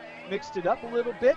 Just one big pass play in there, got them out of their own deep territory, and then just started to go into that power running game, left, and eventually punched it in for the touch. Nicely done by the Vikings. Mintmeyer ready to kick it off. Maldonado and O'Neal back deep for the Hillman, and a big kick is going to sail through the, drop into the end zone. From the 40? That was legit. And of course, in high school football, when it crosses over the goal line, you take it out to the 20, and that's where Placer will have it. 1st and 10, moving from left to right with a commanding 42-6 lead. We'll take an eye on some of the substitutes coming in here for this particular drive, see if Stuck's able to stick it out, if you will, or if we're going to see Sam Bender. We've got a spot for Sam Bender at the bottom of my score sheet. Let's see if 15 jogs out on the field. It looks like he's getting ready to. I see 1-5 facing his back toward us. Yep. Looking ready to make that spin and hustle on out. And no, it will not be. It'll still be Michael Stuck. Interesting. Okay, well, checking in for the first time tonight for Placer on offense is Drew Vincent. He's got 137 and 2 touches on the year. Jacob Mason, no, that's going to be a sub on the line. Check that. So we do have, as I mentioned, Drew Vincent in there, and I think Mason actually did creep into that. There he is, number 22. Yeah, Michael Callis has been a little dinged tonight. He's jogged off a couple times, just like under not a full head of steam, as he just kind of made it over to the sideline. And now here comes Bender. So a little trickeration there as Sam Bender steps in for Michael Stuck. Not too much time. And too much time by the Hillman here trying to get this thing done. So they'll have to start 5 yards back at their own 15-yard line. Good to see Sam Bender back in there on offense. Hello to his dad, Nick, who I know is listening at home to us here on the Voice of the Foothills. And let's see what Sam's got here with Placer in command, leading by 36 points as we wind down this third quarter. 4:17 left. Bender under center, split backs behind. Ball. He dropped the ball, and now it's going to be picked up. Well, he picked up his own fumble. So there you go. No harm, no foul, although he did lose a yard. So 2nd down and 11 upcoming for Placer. Hey, thanks to all our sponsors like Robinson Sand and Gravel, Keith Thomas State Farm Insurance, River Valley Community Bank, of course, the Newcastle Area Business Association, Auburn Ford, and Matt Spokely for Auburn City Council. We And the appreciate you. United States Air Force. That's right. All right, give it to Drew Vincent going over the far side. And Drew with a nice hard run up across the 20-yard line. It's supposed to have penalty yardage back. That he Was did. there a penalty or- It Yeah, I was- guess there was. No, there wasn't a penalty. Yeah, earlier there was the penalty. Yeah. Delay of game. So we got all of that back and then some. So he takes it from the 14 up to the 22-yard line, gain of 8 for Vincent on his first carry of the second half. And the Hillman now with a much more manageable 3rd down upcoming, checking in at receiver Kane Martin for Placer before this 3rd down and 6. Bender and company ready to go. Single back behind. Now they'll motion the wing back. And it's going to be a delayed handoff to Mason, and Mason's not going to be able to get out there for the first down. He needed 6. He picked up 2, and then he's tackled on the play by a couple of Vikings, including number 58, Ben Bateman. So 4th down upcoming. It's punt time for Placer. What? You heard me, Dave. Punt time? Let's see who the punter is this week. Remember a few weeks ago when I kept saying it was Bishop, even though we knew O'Neal would come in? Right. This time I know for a Chandler fact Bacon? that it is going to be Cyrus O'Neal kicking the ball. Cyrus O'Neal's going to get the punting duties. Yes. And don't forget, if they ever need him, the backup punter officially listed as big 7'4", Oregon-bound, Division I tackle future, or Division I center playing tackle right now, Joey Capra, Yeah, we listed saw as him the punt backup. this year. His only punt of the year when he kicked it like 23, maybe 36 yards, something crazy like that. I thought you had that on the stat sheet somewhere. Maybe I saw it on Max Preps. Miller is back with Rastelli, awaiting the punt from O'Neal. Good blocking up front. Good kick by Cyrus. Goes high into the Roseville Knight. And it's going to be a fair catch called for and taken by Miller at his own 46-yard line. So 1st and 10 for the Vikings, trailing 42-6, moving from right to left. This drive starts with 2:15 left in the 3rd quarter of play. Well, if they can score again, they can avoid the running clock. That they can. But they've got to do it in 2 minutes and 15 seconds. So we'll see what they can put together. That last drive took them forever to get to the end zone. And we're going to see if they go back to that, what were you calling it? This broken eye? Yeah, the broken eye, kind of a 3-back stack behind the quarterback. It's usually 2 backs behind, and then if they break it off, they'll do it that way. But they add an extra running back in there. Sometimes that's a fullback to give them an extra little power into the hole. Try to take those linebackers out of the way and give your running back a crease, and that's what they managed to do fairly effectively on that last drive. Again, sucking 5:32 off the clock and getting in for their first score of the game. Midmeyer ready to go, trips to the near side. He's got Green to his left, single receiver up top. Fake it to Green, throw it out here to the near side. And the ball's going to hit the backside of his receiver, the intended target, number 86, Eric Yeager. Evan Robinson with some great defense. Yeah, Evan came up and looked like he was going to either knock that thing down, which he was attempting to do. If he'd really thought about it, he might have been able to jump that route and get the pick, but instead just threw a big arm up there and knocked it to the turf harmlessly. The Grant Pacers mean business in the Sierra Foothill League, and they have pulled ahead of Del Oro 15-14 in the 3rd quarter. A great matchup going on down there in Del Paso Heights. We saw that Pacer team in person a couple weeks ago against Granite Bay, and if anything, they compete and compete hard. Coach Oh, yeah, and they've got big boys that know how to hit, and they've got a quarterback that may be young, but he is a frisky little man, and he can move the ball around and gets that offense going. Double slot look again in the pistol is Mittmeyer handing it off to Green, and Green's got room taking it into Hillman territory before he's upended.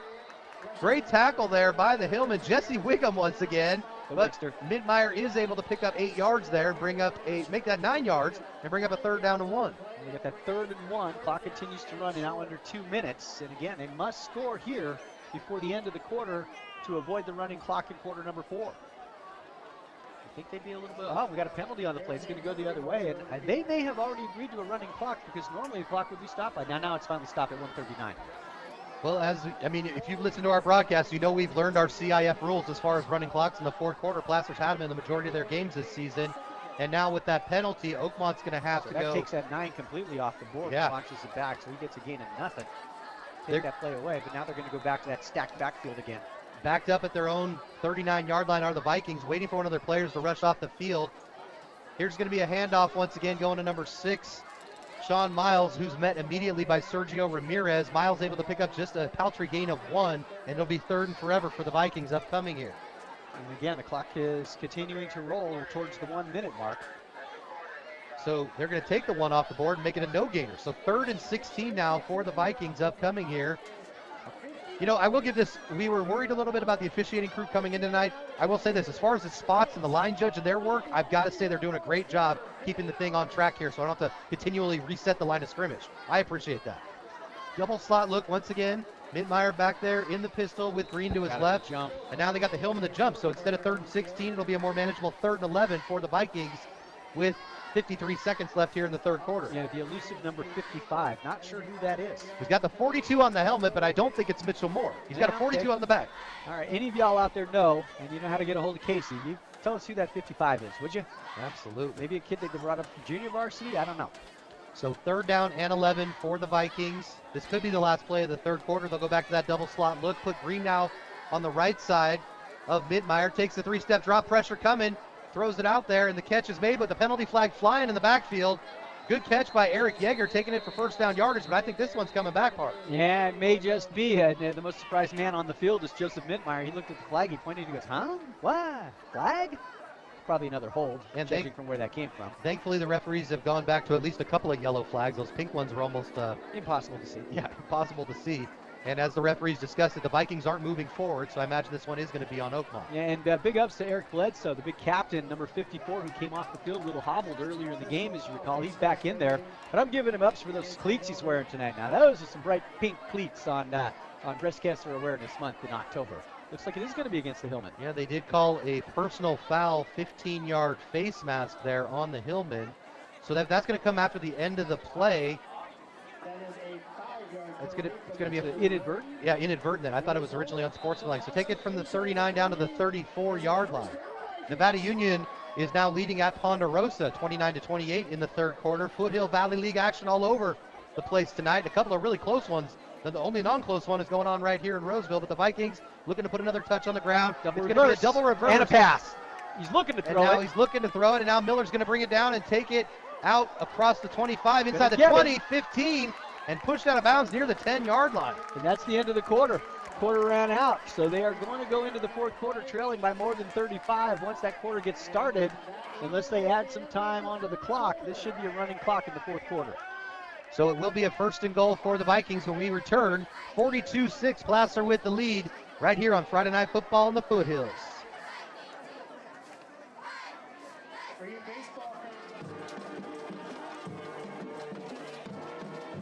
Crazy stuff going on around the Foothill Valley League. Ponderosa now up 36-29 in quarter number 3 at home against Nevada Union. Those Pondo kids will be in Auburn next week at Lefevre to take on our Hillman. That they will. The final regular season home game for the seniors, although the way this team's playing, expect some playoff action up on the hill as well. Here, 1st and 10, or I should say 1st and, no, they can get a first down. It's 1st and 10 from inside the 11-yard line. Oakmont looking to run it right with Green, and not much doing, and a late penalty flag comes flying from the secondary. So Green able to pick up a yard. We'll have to check the flag, and it is a running clock per CIF rules with Placer holding on to a 36-point lead. This will continue. Even if they score, the clock will continue to run. And the Oakmont kids pointing across the way to Placer like the penalties against the Hillman. We'll indeed see if that is. It's the clock now approaching 11:30. Now inside the face mask. Another phase in, another inadvertent. Are they going to give them a full on? Half the distance. Half the distance. Counts. Yeah. So now 1st and goal for the Vikings from the 5-yard line following the face mask on the Hillman secondary. Didn't get the player number there. But the clock does continue to run here. Placer holding on to that 36-point lead. Boy, you'd like a big defensive play to make sure we can get this game done in a timely fashion. But Oakmont's looking to score. They don't care about that. They don't want a running clock. And back under center is Mittmeyer with that 3-back stack behind him. Handed off to number 6, pushing his way towards the end zone. And I believe he was able to get in. Sean Miles, touchdown Vikings. Sean Miles taking it over right guard and in for 6. So 42-12, our new score. Extra point pending with 10:46 left here in the fourth quarter. Good job of running there. I mean, Miles is the kind of kid, if the coaches could rewind time, they may have wanted to go to that look a little earlier in the game. No doubt. But, of course, the Placer has a lot of secondary players in there as well. And Coach Montoya does not really change that strategy. Unless the game got within like a touchdown or maybe 10, 14 points, you're not going to see any more starters the rest of the night, except for the ones that he's left in there like Dakin and Castillo just to shore things up on that defensive front. Mittmeyer. He may end up pulling them as well. Yeah, here's a good snap. Mittmeyer with the kick. Missed it. And he missed it. Bittmeyer sails it wide left. Placer in there with the pressure, so our score 42-12. Hillman with the lead and a running clock here in the fourth quarter. Really hard to keep track of the time of the drive. Let's just call it a 5-play, 54-yard touchdown drive that took a couple 3 minutes, but again, with the clock continuing to run, as it will for the remainder of this fourth quarter. Suffice it to say, timing the drives, nothing you can really do at this point. Tark, if you want to hop on Mike, tell us what's going on in that NLCS, buddy. I mean, you said runner at third with 2 outs, 6-5 Brewers top of the ninth. Do we have a score update from out there in Milwaukee? Yeah, well, there is a final now. Looks like the Brewers were able to get the final out. Neville got it. Looks like the Dodgers could not get that run across. And the final out there in Milwaukee, 6-5. So if you're a Giants fan, even if you're an A's fan, that might be good news. If you're a Dodgers fan, I feel for you as an A's fan. But, you know, hey, that's game one. You never know what will happen. That's a great series coming up. That certainly is. So Dodgers trailing 1-0 in the best of 7. Rio Linda continuing to put it on Lincoln in the FBL, 45-28 Knights. I thought that the Zebras were going to be playing the Hillman possibly for the FBL title in a couple of weeks. The Knights are saying, not so fast, my friend. Well, you know, we saw that happen a year ago. We thought Lincoln was going to come in all ready to go, and they just got run. So it seemed like a hot and cold team. It's an accurate description, I'd say. Cyrus O'Meal awaits the kick, and it's going to go back into the end zone. So Placer will take over at their own 20-yard line with a 42-12 lead, moving from right to left here. And yes, Dave, continuing on your point there, Rio Linda is a very good football team, okay? Yeah. Look, they've got the athletes. They like the physicality. They ran into a buzzsaw, as everybody has this year with Placer. But Rio Linda with Scadaboo, and if Ibarra's back at quarterback, they've got the skills to get it done. Yeah, you got to believe Scadaboo came back into that game. Ibarra came back to play this week. I'm sure he was just out for a short period of time. All right, so Placer ready to go here. 1st and 10 from their 20-yard line. And we've got Sam Bender returning at quarterback. Coming in at receiver is Kane Martin here on the near side. Split backs behind Stuck are Mason and Arnell.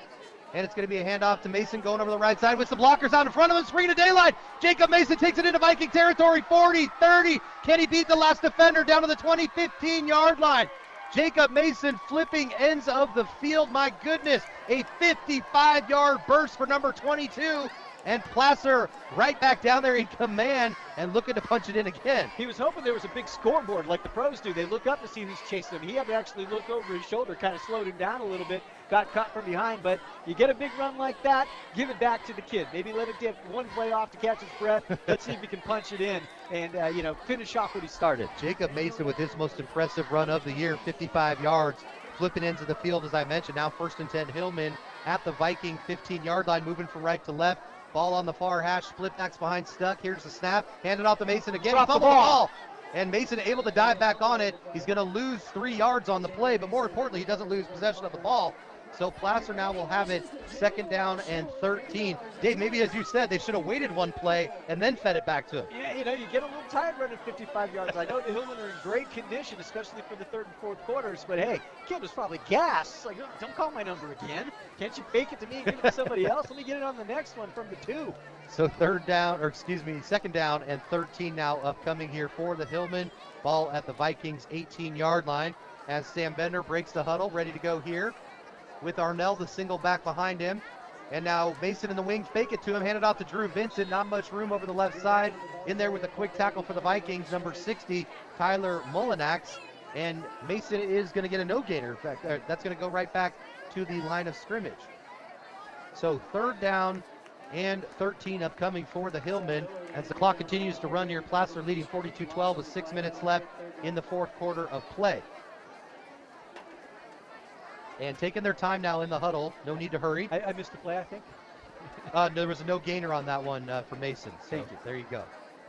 One more carry tacked onto that. I was doing my Actually, excuse me, that was doing my best. yes. Malibu Kelly Hayes. That was Drew Vincent. I apologize. Okay. Number 33 there with the carry. Dave checking in with our pal Nick Pecoraro, the Auburn Journal sports editor, joining us out here in Roseville. And he joined me earlier today on the KAHI Afternoon News. Now it's going to be a sack. Driven back into the turf is Bender. Lead tackler on that, number 58 for the Vikings, Ben Bateman, joined by Tyler Mullinax. And that loss will be back to the 25, so a 7-yard loss there, courtesy of the Vikings defense. So the Viking defense having none of this. You got a 55-yard run. We're not going to let you in the end zone and put up 49 on us, just one short of the burger. Well, let me give give announce that Dodgers score over the loudspeaker. Let's see what kind of fans they are out here. tepid response. Not a lot of fans of either squad out here in Oakmont land. Another shout out to another streamer, Thomas Barbiero, Hillman class of 79, enjoying the game from home at Mare Island. So Nice, down in Vallejo. Yeah, and that 79 sounds like an interesting number to me. I recognize that number. Timeout on the field here called by Placer. We'll keep it right here and take a look at some scores from around high school football. Nevada Union and Ponderosa still knotted up at 21. That Grant and Del Oro game has now moved into the fourth quarter. The Pacers holding on to a 1-point lead, 15-14.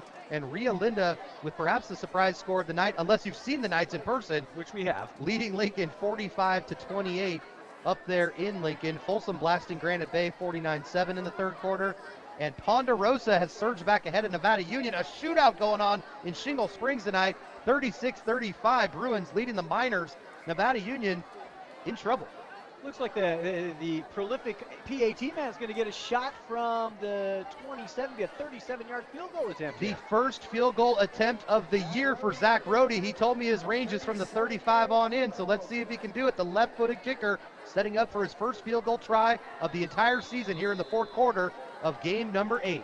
And this is something you need to get practice in a game because you never know when it might come down to one. Good snap by Christensen, good hold by Dakin. The kick is going to sail over the crossbar and through.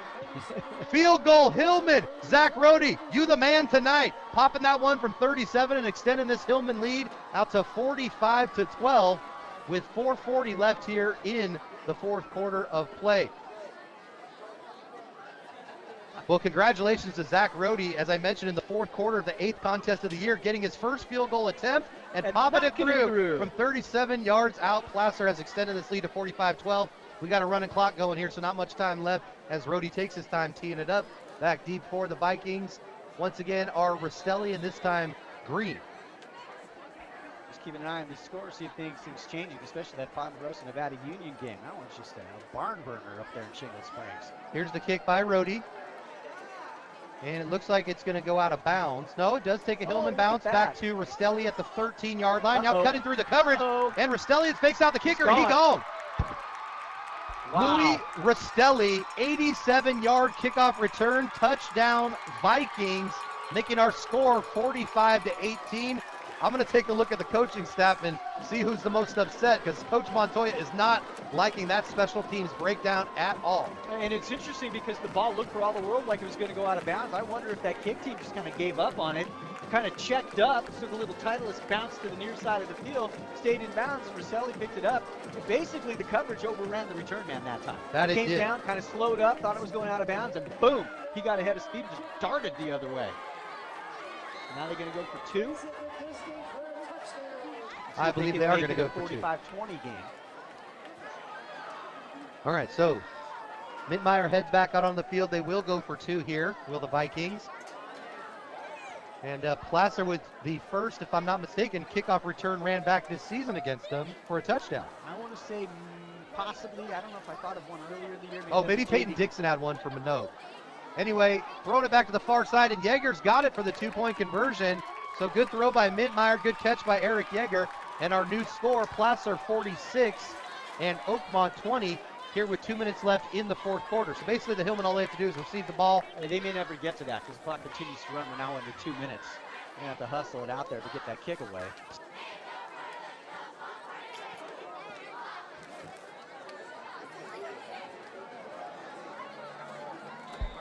So the Hillman may have to do one victory. Nope, they don't have to. They're going to call it. That's the final. Our final here from Roseville, California tonight. The Placer Hillman 45 and the Oakmont Vikings 20 here on Friday Night Football in the Foothills. Before we head out, Dave, it's time to present our Mel's Diner player of the game. I'm going to leave it up to you. It's a combination of a 7 or a 7-7. Who is our Mel's player of the game tonight? Hold on. Let's go 7-7. Colton McElroy, his first high school football touchdown, a 58-yard fumble recovery, a big sack on Joseph Mittmeyer to end the first half, and just playing in there tough and aggressive all night. It was hard for me not to give it to Jesse Wiggum because he had such a good game in Marshall Stedman's spot, or Marshall Chapman's spot. But I think what put Colton McElroy over the top was the little dance he did after the sack. That was it. Give the big man the player of the game and the dance of the game for the Hillman. Well, we're going to wrap it up out here in Roseville, and we'll send it back to the studio in just a moment. For everybody involved, our field photographer, Thaddeus Tosti, Tarek Ansari back at the studio, my broadcast partner, Dave Rosenthal, I'm Casey Freelove. You've been listening to Friday Night Football in the Foothills. Placer Hillman rolling on to 8-0 with a 45-20 win over the Oakmont Vikings. Join us next Friday night at 6:45 at the pregame, 7 o'clock with the kick. Hillman versus Ponderosa in the final regular season contest at Lefevre Stadium. Thanks so much for listening. We'll talk to you soon.